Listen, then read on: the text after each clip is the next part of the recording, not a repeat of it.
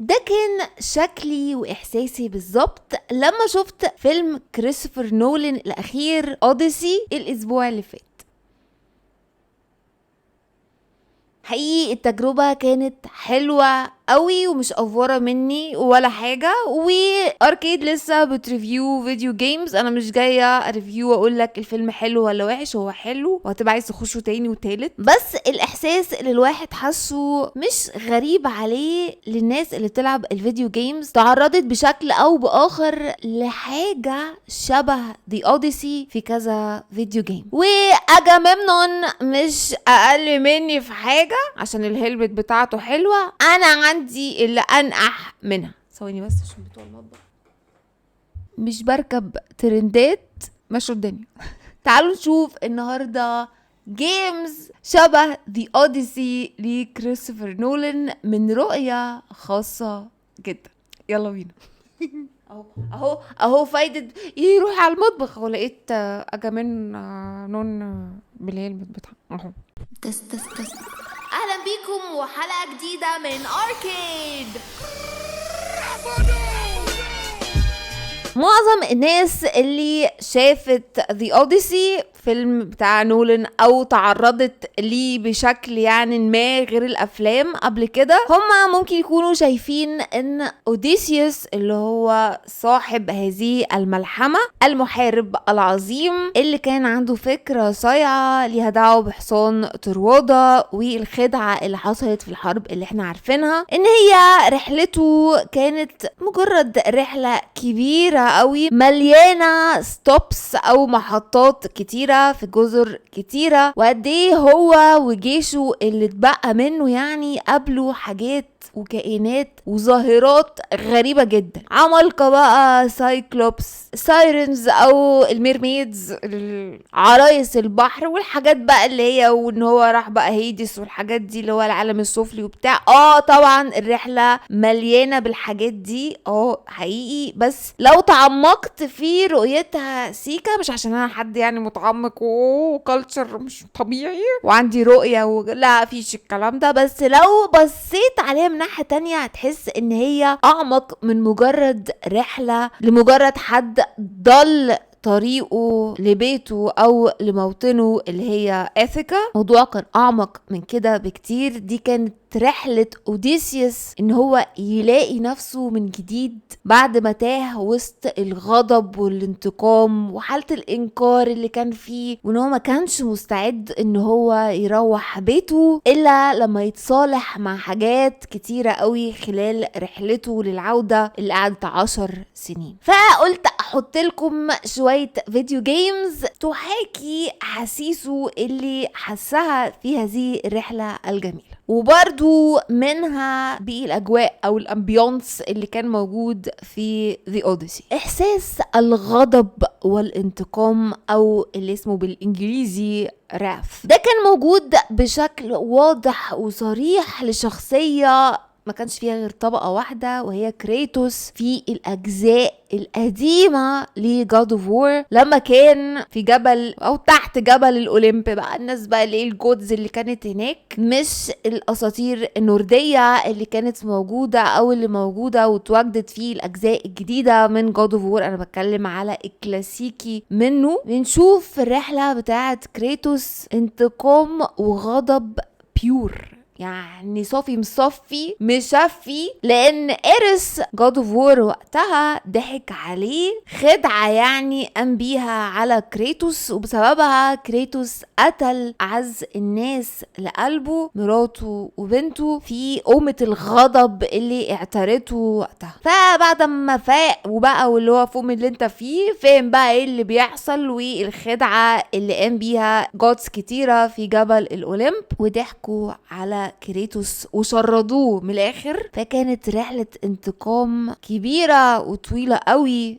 لكريتوس قدام كرونوس، قدام بوسايدن، قدام ارماس، قدام هيديس، قدام ناس كتيرة. يعني هو جمع الكومبو بتاع اولمب بزوس يعني بالكبير بتاعهم. قعد بقى فاهم اللي طخ بوم سلاش كبلام، عمل حاجات سوفليكس، عمل سوبليكس، عمل كل حاجة ممكن تتعمل في رحلة انتقامه اللي كانت 1 لايرد، ما كانش فيها اي طبقات تانية. انت ما كنتش تحتاج تتعمق في قصة كريتوس وايه الموتيفز بتاعته او دوافعه. هي باينة يا باشا، الراجل ضحك عليه، الواد اتشرد هو وعيلته، او عيلته خلاص هوبا راحت في الاستمارة 6. فهو بقى جاي يشوف بقى مين اللي عمل ومين اللي سوى، حاطط لستة كده وتك تك تك، وخلصنا من هذه الرحلة. ودي عكست نفسها في قصة اوديسي. هقولكم ازاي اوديسيوس وخدعته بتاعت حرب ترودا، اللي هو عمل حصان تروي وحشر فيه جنود بتوعه، وجاء عند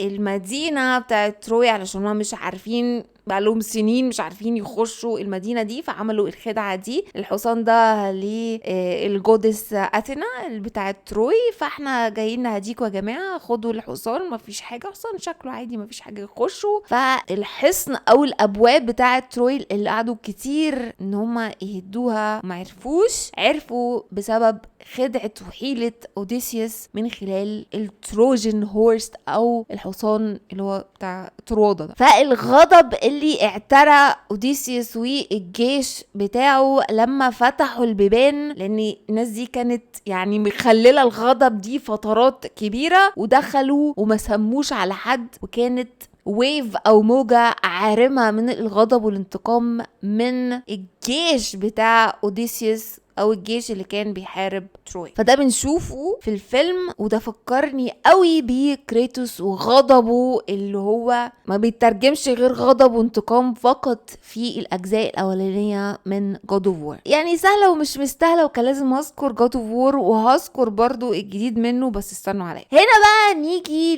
للجلد او الاحساس بالذنب اللي اوديسيوس كان شايله تجاه اللي حصل في تروي والناس اللي ماتت بسبب خدعته، او ان هو عرف يتخطى حصون وابواب المدينة دي. هو شال معاه طول فترة الرحلة بتاعته للرجوع الى اثيكا او بلدته وموطنه، يعني احساسه بالذنب للناس اللي اتقتلت بسبب. احساس بالذنب شفناه طول رحلته، واللي كان متمثل في الفيلم. مش هقول ازاي، انا مش جاي احرق فيلم، مش ناقصين يعني. فاحساسه بالذنب ده فكرني برضو بكريتوس، بس في الاجزاء الجديدة او الاخيرة من السلسلة، الجزء بتاع 2018 والجزء بتاع راجنروك. احنا بنشوف وكمان الدي ال سي او الاكسبانشن دايما بتكلم عليه بتاع راجنروك اللي هو فالهالا، محاولة كريتوس ان هو يتصالح مع ماضيه اللي مليان كاجوالتيز، ناس كتيرة ماتت على ايده ملهاش اي ذنب. احساسه بالذنب اللي شاله طول السنين دي، ازاي تصالح معاه زي ما اوديسيوس رجع بيته بعد ما عرف يتصالح مع عقدة الذنب. تالت احساس حسيته في هذا الفيلم وترجمته حاجة صايعة شوية، او انا شايفاها كده عادي، يعني مشروها، ما ادوني شوية كريدت، ما فيهاش مشكلة، مش هيحصل الدنيا، مش يعني عادي. هو حالة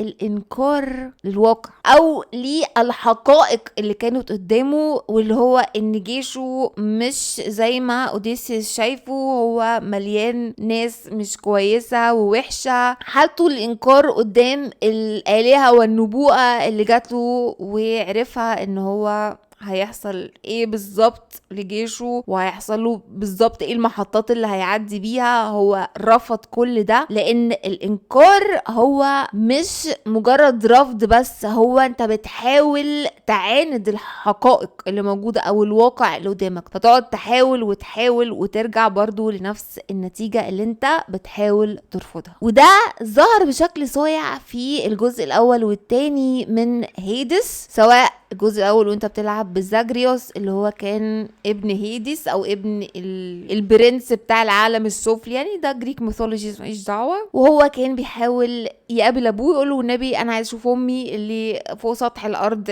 بليز لو سمحت. وهو لما كان بيفشل في يعني الفايت اللي قدام باباه كان بيرجعه من اول وجديد خالص بقى تحت خالص. فممكن نشوف ان فئة الروج لما اتوظفت في هيدس 1 و 2 هي محاولة انا شفتها كده اللي هو حاجة ليها دعوه بالانكار بالواقع او الرفض اللي بيحصل لينا ساعات لواقع مؤلم شويه. انا شفت ده في هيدس في الروج علشان كل شويه عمال بتكرر لازم تغير من حاجة وتتقبل حاجة ورا حاجة علشان توصل للاند جيم من غير ما تعيد من الاول. محاولة الاعادة والزيادة والتكرار ده سواء لزاجريوس في الجزء الاول او حتى ميلينوي في الجزء التاني اللي هي اخته كانت بتحاول تدور عليه، وكان في كده لوب ليه دعوه بالتايم وكرونوس وحاجات كده، بس كانت نفس الفكره. حسيت ان هم عالجوا الانكار او رفضك للواقع بمحاولاتك المتكرره في اللعبتين دول. ونقيت هيدس 1 و 2 علشان هم برضو عندهم نفس الامبيونس او الاحساس بتاع الجريك ميثولوجي اللي كان موجود في الكاركترز او الشخصيات اللي في الجزئين دول. يعني بتقابل بقى اثينا، بتقابل فينوس، بتقابل ارماس، الناس اللي هي الاولمب دي بتقابلها بشكل او باخر، بيدوك بقى بافس في دي بافس في لعبة هيدس 1 و 2. في بقى لعبة مش حكاية احاسيس بس هي فكرتني قوي او ما فكرتنيش انا، هي فكرت حد عزيز عليا جدا.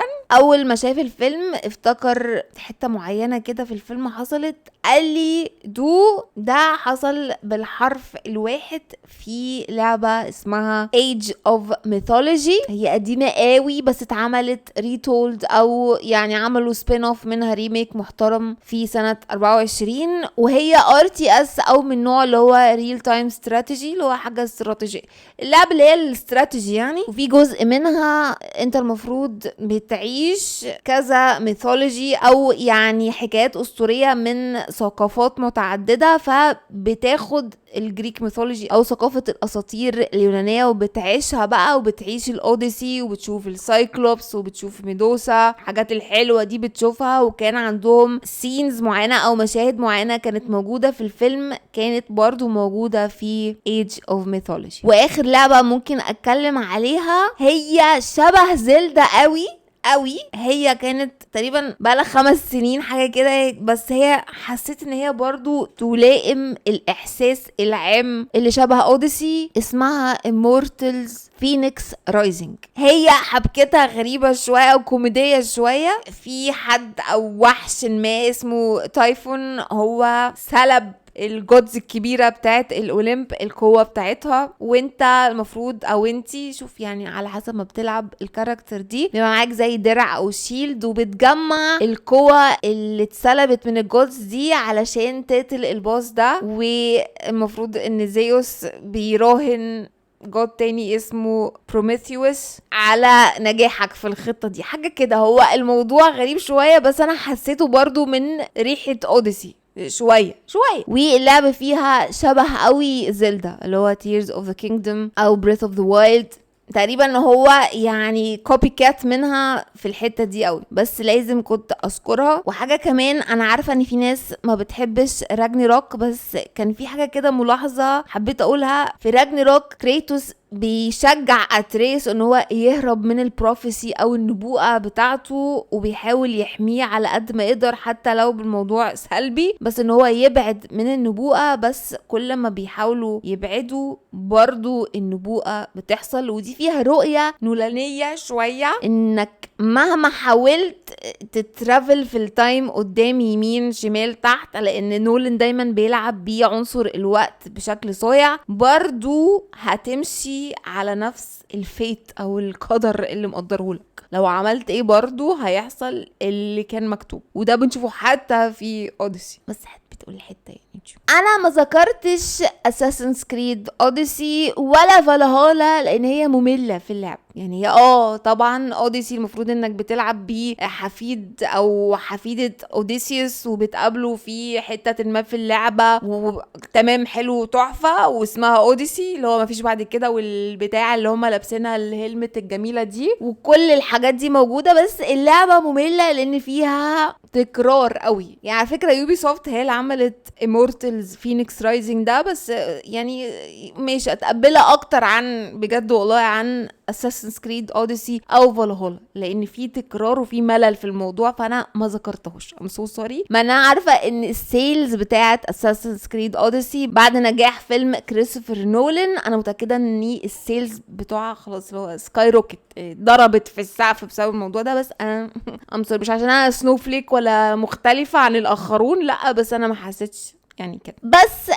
كده مش لازم اقولك الحتتين اللي هي البق الرخيص اللي هو لو عجبك، اللي انا بقوله دايما فلو عجبك هذا المحتوى لا تنسى اخي اختي العزيزة بالاشتراك. والمفروض ان امبارح كان عيد ميلادي، النهارده عيد ميلادي فاشتراك بس كده. يا رب الحلقة تكون عجبتكم. انا معرفش هتبقى كام دقيقة، ربنا يستر، بس انا دايما بحب افتح معاكم بالكلام، احسكم كده ايه اخواتي مني. ولو ما دخلتوش اوديسي لا يا جماعة خشوا لو لقيتوا اي ماكس يبقى زي الفل. ما حدش بيقول لي اي ماكس 70 ملم 50 في 70. شوفوه يا جماعه في السينما من الاخر عشان هو حلو ويستاهل انكم تخرجوا خروجه حلوه مع اصحابكم او مع العيله وتشوفوه. بلاش العيله في بس مشاهد مش مشاهد، هي مشاهد مقرفه. مش هتكلم عشان انا هحرق دلوقتي. Thank you so much واشوفكم الحلقه الجايه. باي باي.